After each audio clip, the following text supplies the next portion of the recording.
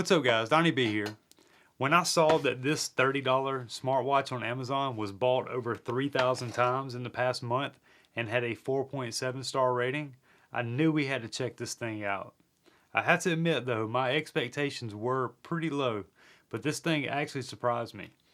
Now, is it going to replace my Galaxy Watch 6? Absolutely not. But does it do everything it claims? It sure does.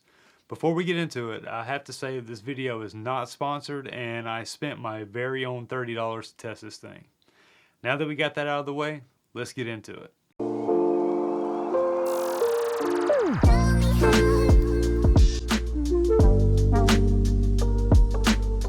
Now, like I said before, I didn't expect much, but it is genuinely a decent wearable for $30. Well, I gotta quit saying that. It's $30 for the black one. If you want pink, blue, or starlight, then you're gonna have to fork over 50 bucks, which is still a pretty good deal. It has sleep tracking, blood oxygen, heart rate monitoring, fitness tracker, weather, and you get all of your notifications while having a multi-day battery. Now, I wore this on my right wrist all week while still rocking my Galaxy Watch 6 on my left, and this thing actually checks out. But before we get into the comparison of all the data, I'll run over the specs, at least the ones that I could find. Now let's start with the obvious. It is clearly trying to look like the Apple Watch. So much so that I had about a dozen people ask me about my Apple Watch and why I'm wearing it with my Samsung. Then I reply that I'm just a nerd, in which everyone usually nods in approval. The display is a 1.8 inch Full HD with an unknown refresh rate. I think it's probably going to be 60 Hz, which is fine. It works as it should. There were a few times I had to tap a second time to get it to open an app, but for the most part it's fine. The battery size is also unknown, but it claims to last 7 days, which I was able to confirm 4 of those. I do have screen brightness all the way up, and timeout is set to longest at 20 seconds. This being the most taxing on the battery, I do not doubt that 7 days is possible with the right settings. It communicates with your phone via Bluetooth 5.3 and will work on any device running Android 6 or iOS 9 and above.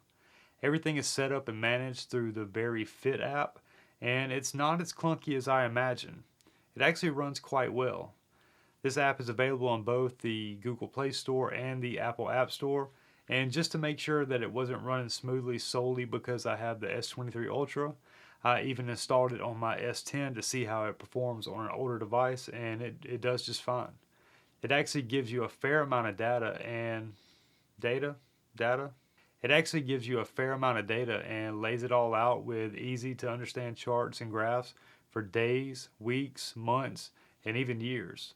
The heart rate tab gives you your current heart rate as well as your resting and sleeping rate. The sleep tab even gives you what they're calling sleep science. That tells you your SpO2 while you're sleeping, and even has sleep assist background noise for those of you that like to fall asleep to things like rain or running water. Overall, I give the Very Fit app a 4 out of 5 and would give it a 5 if it had a dark mode. You can also link it to your Google Fit or Strava accounts if that's what you're already using. Now, navigating through the UI is pretty much like any other watch. Swipe down for settings, swipe left for your tiles, and up for your messages. Swiping right brings up Alexa, which is the only assistant available. Not surprised being that it's pushed by Amazon. On the right side is the crown. Well, really it's more of a button that looks like a crown, but it brings up all your tiles and list view. Now that we talked about what it is, let's talk about what it do.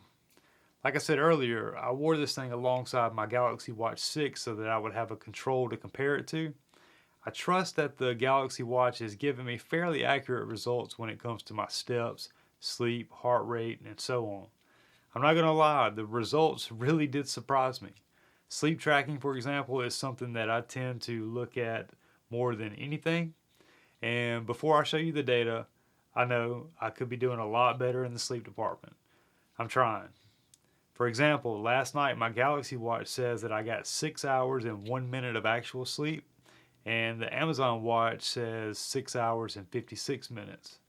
But I figured out that the Amazon watch started the timer when I laid down.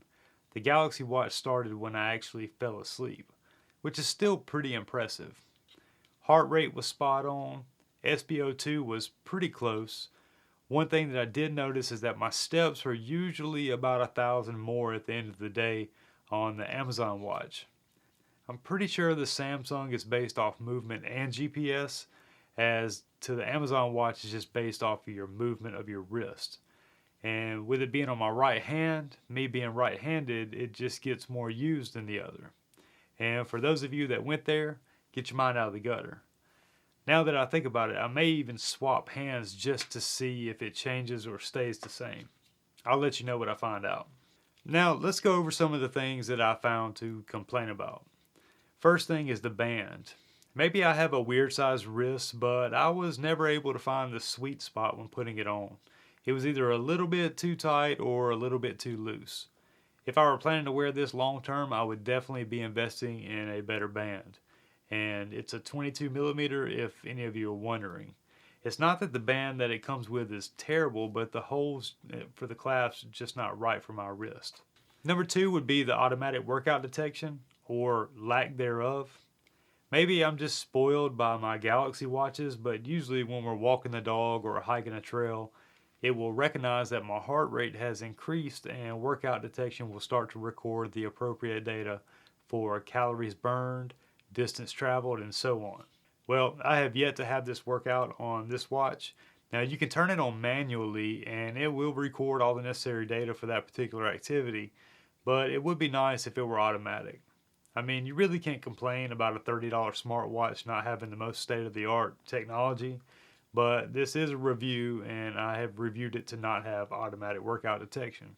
It's still a really decent watch for the money. Now, do I think this watch is for everyone? No, probably not. Like a true tech enthusiast is probably going to be shopping for Apple Watch or Galaxy Watch, Garmin's, and so on. But for someone who really doesn't care about specs and is just wanted to count their steps, do a little bit of sleep tracking, and get their notifications without spending hundreds of dollars, this thing checks all the boxes. Sure, by today's standards, the screen isn't going to win any awards or blow anybody away, but the battery life is legit multi-day, and so far all of the claims it makes checks out. If you're looking to pick one of these up for yourself, there will be an affiliate link in the description below, and I will also try to put some bands down there with it. And that's going to do it for this one. Let me know down in the comments what you think about a smartwatch that costs less than a lunch for two, and be sure to give it a thumbs up if you found this helpful. Don't forget to subscribe if you haven't already. Take care of yourselves. You know you deserve it. I'm Donnie B, and we'll see you on the next one. Peace.